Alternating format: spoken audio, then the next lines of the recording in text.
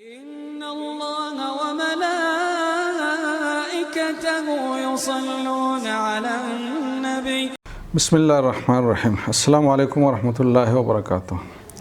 ناظرین، زکوٰۃ اپنی اہمیت اور مقام کے لحاظ سے اسلام کے 5 بڑے ارکان میں سے تیسرا بڑا رکن ہے، اور اس کا معنی ہے پاکیزگی اور بڑھوتری۔ یعنی اس کے ذریعے سے اللہ تعالیٰ مسلمانوں کے اموال میں جو معنوی خرابیاں اور میل و کچیل اور جو روحانی خرابیاں ہوتی ہیں، ان خرابیوں سے پاکی اور پیوریفیکیشن عطا فرماتے ہیں، اور اس کے ساتھ مال میں برکت، افادیت، وسعت اور نافعیت کا ذریعہ بھی یہ بنتا ہے۔ ناظرین، زکوٰۃ کے یہ تو وہ فوائد ہیں جو زکوٰۃ ادا کرنے والے کو ملتے ہیں، جبکہ معاشرہ اور معاشرتی نظام کے لیے اس کے فوائد بہت ہی وسیع اور بہت ہی وقیع اور بہت ہی اہم ہیں۔ چنانچہ زکوٰۃ کی حکمت یہ ہے، جیسے کہ حدیث کے الفاظ ہے کہ تؤخذ من اولیائہم وترد من اغنیائہم وترد الی فقرائہم، کہ معاشرے کے جو غنی اور جو صاحب ثروت افراد ہیں ان کو غریبوں کے تعاون پر آمادہ کیا جائے،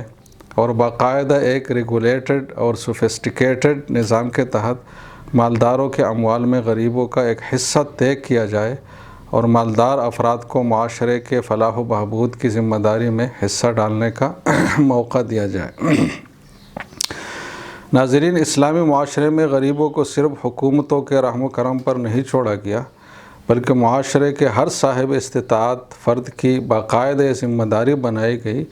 جیسے کہ قرآن کی آیت ہے وفی اموالہم حق للسائل والمحروم، کہ ان مالداروں کے اموال میں ان کے بیوی بچوں کی طرح اور ان کی بیوی بچوں کے ساتھ ان لوگوں کے حقوق بھی ہے جو یا تو اپنی شدت احتیاج کی خاطر مانگنے پر مجبور ہوئے ہیں، یا وہ غریب لوگ ہیں جو اپنی عزت نفس کی وجہ سے مانگنے کی ہمت نہیں کر پاتے لیکن مستحق ہے۔ تو اسلام نے ایسے غریبوں کی ذمہ داری یہ مالداروں کے اوپر ڈالی ہے، اور یہ غریبوں کی ذمہ داری نہیں بنائی کہ وہ اپنے رزق کے لیے مالداروں کی منتیں کریں اور ان کے دروازوں کے چکر لگائیں، بلکہ مالدار حضرات کی ذمہ داری اور ایک حق بنایا گیا ہے کہ جیسے کہ وہ اپنی بیوی بچوں کو عزت کے ساتھ روزی فراہم کرتے ہیں، تو غریبوں کے لیے بھی اپنی ذمہ داری سمجھتے ہوئے ایسا ہی انتظامات کریں۔ ناظرین، دوسری طرف اسلام نے یہ اصول بھی دیا ہے کہ ان فی المال لحقا سوی الزکوٰۃ، کہ زکوٰۃ کا جو ایک منظم ترتیب ہے، اس سے ہٹ کر بھی مالداروں کے اموال میں غریبوں کا حق موجود ہے۔ جب کوئی اور سبیل نہ ہو تو ہر مالدار کی ذمہ داری ہے کہ وہ جو اپنا ایکسیس ویلتھ ہے، جو اضافی ضرورت سے زائد دولت ہے، اس کے ذریعے سے غریبوں کی مدد کریں۔ اور یہ جو احکام شریعت نے دیے ہیں زکوٰۃ کے حوالے سے اور زکوٰۃ کے علاوہ مالی حقوق کے حوالے سے، تو اس کو ایک خشک حکم اور ضابطہ کے طور پر پیش نہیں کیا، بلکہ اپنے اس حوالے سے دینی اور دنیوی جو فوائد، اس کے متعدد فوائد ہو سکتے ہیں، تو وہ شریعت نے بھرپور طریقے سے بیان کیے ہیں تاکہ ہم دل و جان سے اور رغبت کے ساتھ اس حکم کے لیے آمادہ ہوں۔ مختصراً میں چند فوائد کا تذکرہ کرتا ہوں جو زکوٰۃ اور صدقات کی ادائیگی کے تحت اللہ تعالیٰ عطا فرماتے ہیں۔ پہلا فائدہ تو یہ ہے کہ یہ جتنی بھی آفات اور مصیبتیں ہوتی ہیں ان کے لیے ڈال ہے۔ حدیث کے الفاظ کے یہ ترجمے تقریباً میں پیش کر رہا ہوں۔ دوسرا فائدہ یہ ہے کہ اس میں معاشرے کی عزت اور ناموس کی حفاظت ہے۔ معاشرے میں بہت سارے افراد اپنی عزت و ناموس کا سودا اس لیے کرتے ہیں کہ وہ محتاج ہوتے ہیں، تو اگر اس طریقے سے ان کی کفالت کی جائے تو معاشرے کی جو عزت و ناموس ہے عمومی طور پر اس کی مکمل حفاظت ہو جاتی ہے۔ تیسرا بڑا فائدہ یہ ہے کہ ہر قسم کی بیماریوں کا بھی علاج ہے، اور آج جس بیماری سے پوری امت مسلمہ سامنا کر رہی ہے تو اس کا حل اور علاج بھی اسی میں موجود ہے۔ اسی طرح یہ مال میں زیادتی اور برکت کا ذریعہ بھی ہے، یہ دل کی سختی کو ختم کر لینے کا ذریعہ بھی ہے۔ آج جو ہماری حالت ہے اس میں ایک المیہ یہ ہے کہ ہمارے دل سخت ہو گئے ہیں۔ اللہ تعالیٰ فرماتے ہیں وَمَا نُرْسِلُ بِالْآيَاتِ إِلَّا تَخْوِيفًا، کہ ہم اپنے قدرت کے کرشمے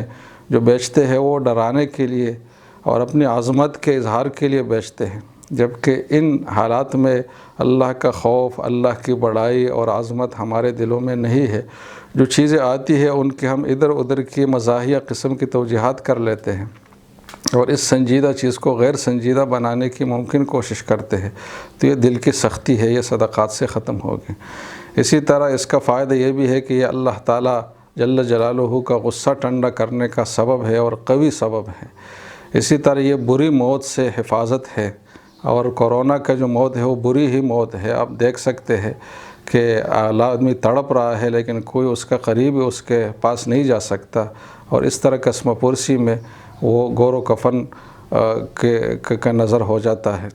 تو اس بری موت سے حفاظت بھی اس میں ہے۔ یہ عذاب قبر اور جہنم سے حفاظت کا ذریعہ بھی ہے، جو ہر مسلمان کے لیے ایک بہت ہی ڈراؤنی چیز ہے، قبر کا عذاب اور جہنم۔ تو اس سے بچاؤ کے ذرائع میں سے اہم ترین ذریعہ صدقہ ہے۔ اسی طرح یہ قیامت کے دن جو برستی گرمی ہوگی تو اس میں ٹھنڈا سایہ بھی ہے۔ یہ تمام جو میں نے فوائد بتائے ہیں، یہ صریح احادیث میں یہ باتیں آئی ہے، ہمیں اس پر مکمل یقین کرنا چاہیے از حیثیت مسلمان۔